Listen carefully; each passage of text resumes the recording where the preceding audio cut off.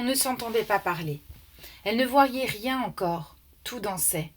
Puis comme elle éprouvait au-dessus de sa tête la sensation d'un grand frôlement d'ailes, elle leva les yeux, elle s'arrêta à regarder les courroies, les longs rubans qui tendaient au plafond une gigantesque toile d'araignée dont chaque fil se dévidait sans fin. Le moteur à vapeur se cachait dans un coin, derrière un petit mur de briques. Les courroies semblaient filer toutes seules, apporter le branle du fond de l'ombre avec leur glissement continu, régulier, doux comme le vol d'un oiseau de nuit. Mais elle faillit tomber, en se heurtant à des tuyaux du ventilateur qui se ramifiaient sur le sol battu, distribuant son souffle de vent aigre aux petites forges, près des machines.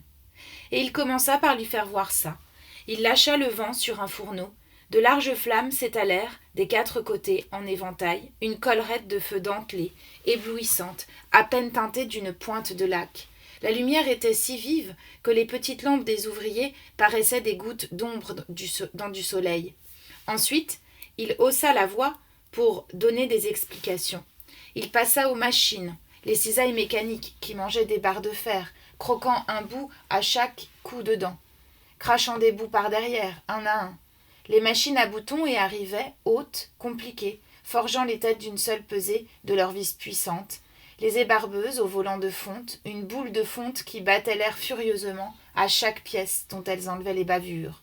Les taraudeuses, manœuvrées par des femmes, taraudant les boulons et leurs écrous, avec le tic-tac de leurs rouages d'acier luisant sous la graisse des huiles.